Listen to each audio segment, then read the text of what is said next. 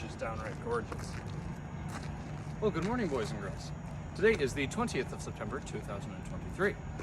Here at Live Different, we are going to be heading to another school to do a experience for them and hopefully help them out in some way, shape, or form.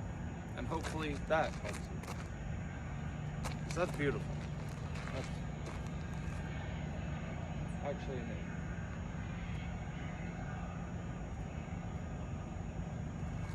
See you guys soon.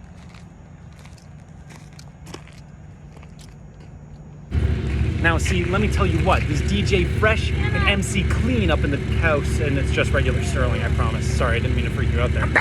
We got home and we went to Walmart and stuff, so we'll see you guys soon. Like what, 2-3 days without showering, and so it was rough. We are currently having a team meeting. How exciting.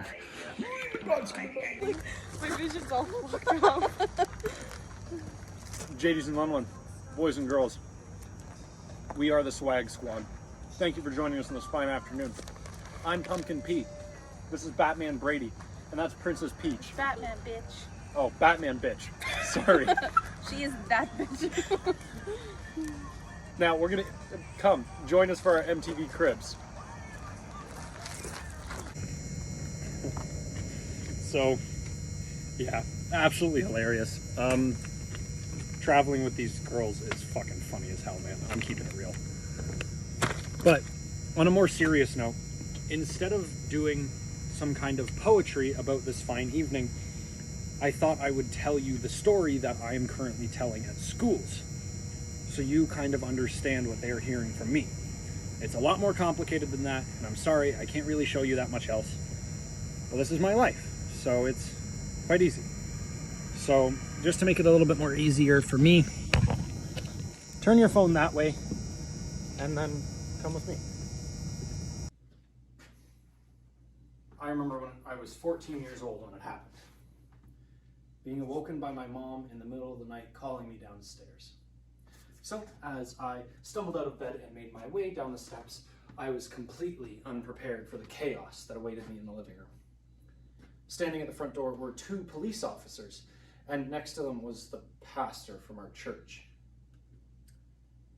Then sitting on the couch, tightly wrapped in my grandpa's arms, was my mom. She let out this noise. It was like every ounce of sadness in the universe was compressed into a sound. She looked up at me on the stairs and said, "Sterling, Matt has passed away from suicide."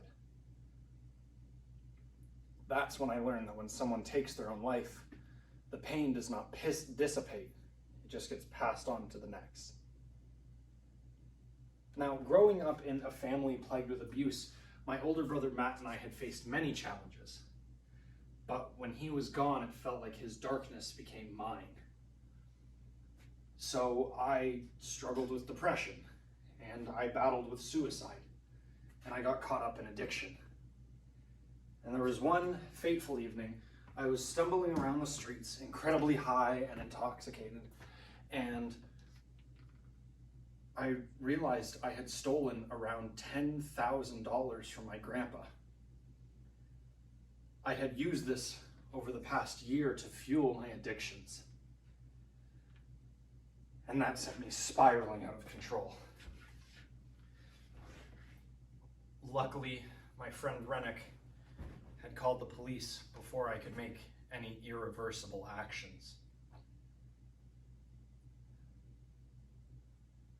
Now, over the next 3 days, I weaved in and out of reality due to my intoxication levels. But there was one moment I remember when a therapist came into my room and she was saying, "Hey, I'm here, I'm just checking up on you." And then reality struck once again. I remembered the money and I pleaded, "Please, can I call my grandpa? Please, I need to talk to him, please." And she said, "Okay, just give me a moment." And then she left and returned with her personal cell phone. And then when I heard my grandpa's voice, I began to sob, confessing everything. I told him about the money, I told him about what I had done, and he said with the kindness of his heart, Sterling, I do not care about the money. I am just happy you are okay, and I love you. Now, in that moment, a flip was switched inside of my mind. I decided I was going to change. I was going to do whatever it takes. I was going to try twice when I needed to. One of the decisions I made was to seek guidance from a therapist named Paul. Now, Paul did not treat me like a problem that needed to be fixed, but just as a person that needed someone to listen to him. So as I chatted with Paul, I learned more about myself, and I began to navigate my emotions, which is something I had never really done before. And there was one afternoon, I was chatting with Paul, and I was like, I love my life. I can't believe this is what everyone gets to feel like. When I wake up in the morning, I feel like I have a purpose. And when I'm walking around, I'm not staring at the ground, but I'm looking up at the beautiful trees and the amazing clouds. And even the people I used to hate, I have an appreciation for, and I want the best for them.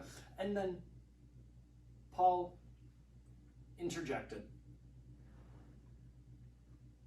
And he said, Sterling, I hate to break it to you, but I actually think you're happier than the average person. Now this is when I realized that so many people are stuck in this dark pit, feeling like there is no way out. I know this pit. I've been there too. I've felt the deepest lows that life has to offer. And I want you to know there is beauty, there is possibility, there is change, just waiting for you around the corner. For me, it took changing the decision on how I view my life. And that is why I often think about the sound my mom made that evening. The sound of sadness. The sound of losing her 18-year-old son. That's something I never want anyone to experience. And that's why I have dedicated my life to ensuring that no one else has to. So, as an ode to joy, there is so much beauty in this world. You just have to make the decision to see it.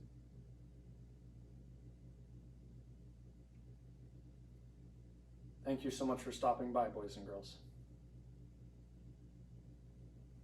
That was the 20th of September, 2023. I hope you all have a wonderful night. And I'll see you guys soon.